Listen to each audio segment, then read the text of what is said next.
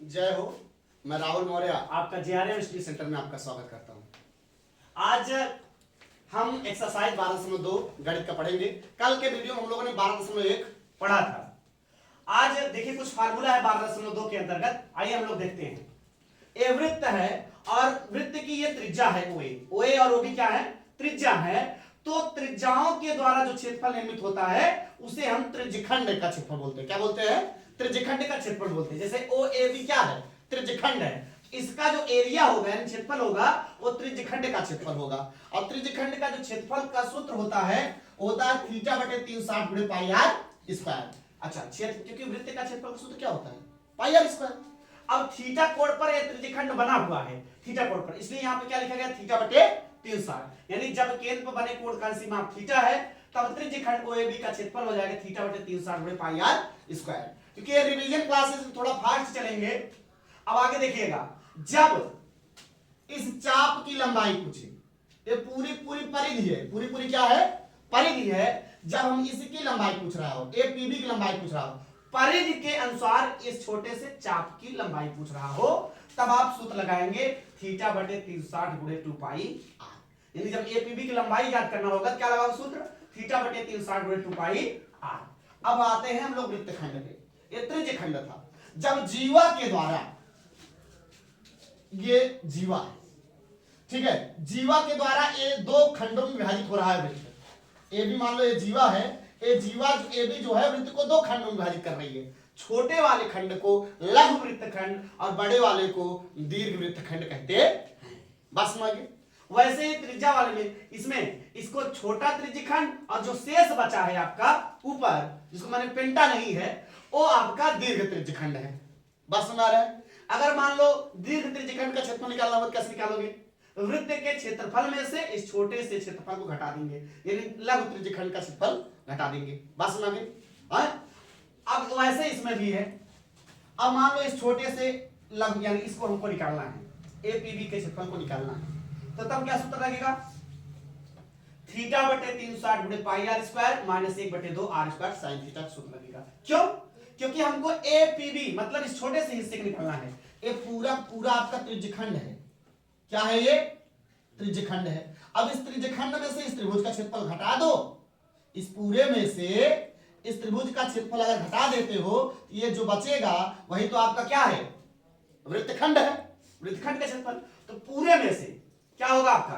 ये त्रिज्यखंड पूरा क्या नाम है? ओ ए पी बी में से इस पूरे त्रिज्यखंड में से इस त्रिभुज का क्षेत्रफल घटा दिया।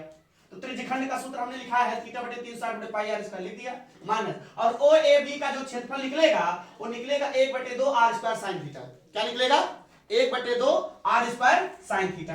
अब अगर इस छोटे से हिस्सा हम लोगों ने निकाल लिया, मान लो इसका निकाल लिया, इसका हम लोगों ने क्षेत्रफल निकाल लिया। अब इस बड़े वाले का अगर पूछ रहा है, पूरे वृत्त में से इस छोटे वाले को हटा दीजिए, बड़े वाले वृत्तखंड का क्षेत्रफल निकल जाएगा। वही मैंने लिखा है वृत्त का क्षेत्रफल लघु वृत्तखंड का क्षेत्रफल। तो वृत्त का क्षेत्रफल क्या होता है? Pi R square. Pi R square में से इस छोटे वाले वृत्तखंड का क्षेत्रफल घटा दीजिए, आपका उस बड़े वृत्तखंड का क्षेत्रफल निकल जाएगा। अब हम लोग चलो एक पहला सवाल देख लेते हैं। पहला सवाल क्या है? पहला सवाल है 6 सेंटीमीटर त्रिज्या वाले, यानी त्रिज्या दिया है आपका, त्रिज्या आर बराबर दिया है 6 सेंटीमीटर। कराए 6 सेंटीमीटर त्रिज्या वाले एक वृत्त के त्रिज्यखंड का क्षेत्रफल ज्ञात कीजिए जिसका कोण 60 अंश है। यानी कोण थीटा दिया है आपका 60 अंश। पूछ क्या रहा है? त्रिज्यखंड का क्षेत्रफल। क्या पूछ रहा है? त्रिज्यखंड का क्षेत्रफल। और त्रिज्यखंड क्षेत्रफल सूत्र क्या होता है? थीटा बटे 360 गुणे पाई आर स्क्वायर। लिखा है ना त्रिज्यखंड क्षेत्रफल थीटा बटे 360 गुणे पाई आर स्क्वायर। अब थीटा मान कितना है? 60 बटे 360 गुणे पाई इंटू आर मान कितना दिया है? 6 36 1 बटे 6 गुणे पाई मान क्या होता है? 22 बटे 7। पाई मान 22 बटे 7। ठीक। और 36 36 समझ में आया? नहीं समझ में आया?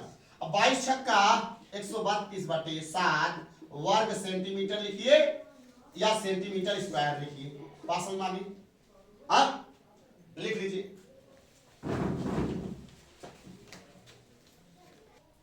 अब दूसरा सवाल देखिएगा। कराए एक वृत्त के चतुर्थांश का क्षेत्रफल ज्ञात कीजिए जिसकी परिधि 22 सेंटीमीटर है। परिधि दिया है आपका 22 सेंटीमीटर। कितना दिया है? 22 सेंटीमीटर। किसकी परिधि दिया है? वृत्त की परिधि दिया है 22 सेंटीमीटर। और परिधि का सूत्र होता है वृत्त की परिधि का 2 पाई r। क्या होता है सूत्र बेटा वृत्त परिधि का? 2 पाई r। अब क्या हो जाएगा? 2 गुणे पाई मान 22/7 गुणे r बराबर 22। 22 का नाम 22। ठीक है, अब इधर बूढ़ा उधर जाए क्या हो जाएगा? भाग। 7 का नाम 7। ये बूढ़ा उधर जाने क्या हो जाएगा? भाग। इन त्रिज्या कितना आ गया आपका? 7/2 सेंटीमीटर। अब एक चीज हमारी बात ध्यान सुनिए, एक पूछ रहा है उस चतुर्थांश का क्षेत्रफल ज्ञात कीजिए। चतुर्थांश में 4 हिस्से होते हैं, प्रथम चतुर्थांश, द्वितीय, तृतीय, चतुर्थ, और सभी के बीच जो बनने वाला कोण है वो 90-90 अंश होता है। क्या होता है?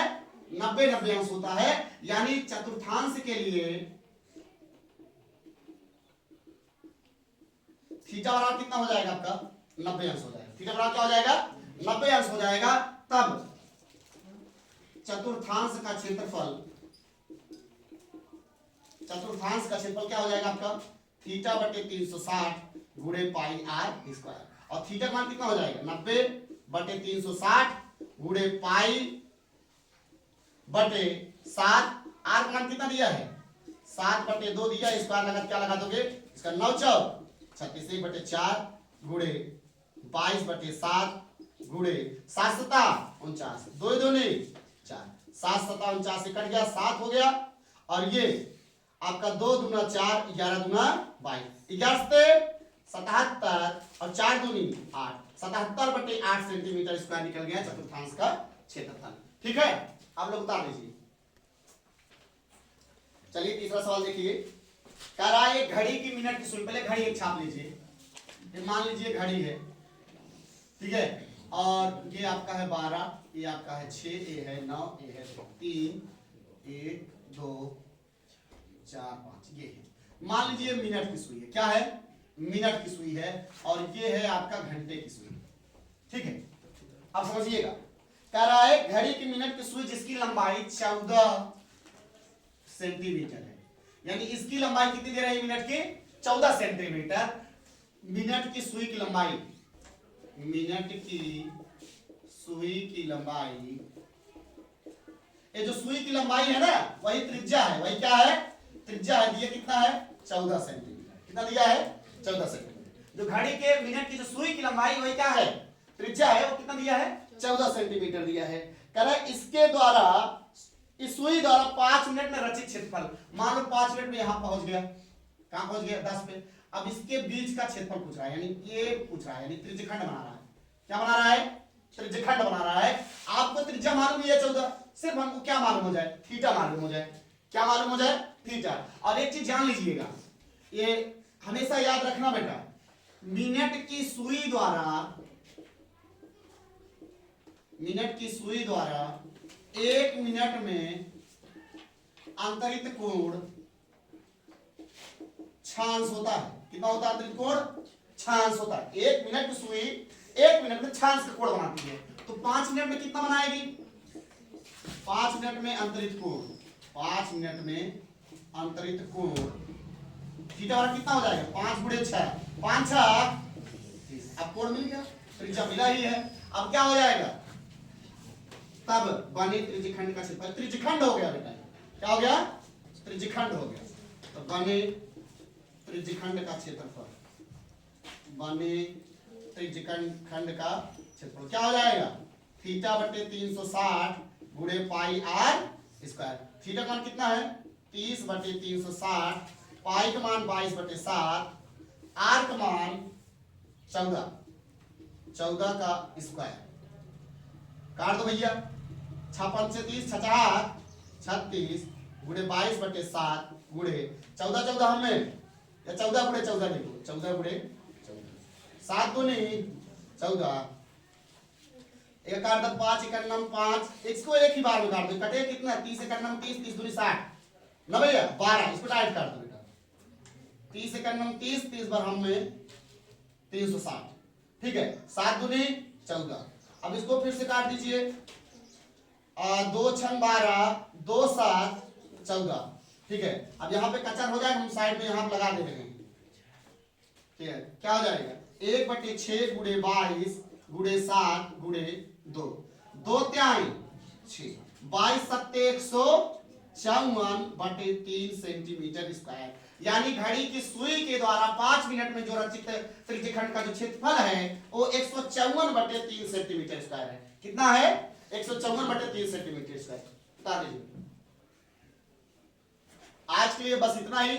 आगे के सवाल हम यानी चौथा सवाल अब कल की वीडियो में बनाएंगे। आज के लिए बस इतना ही। जय हिंद।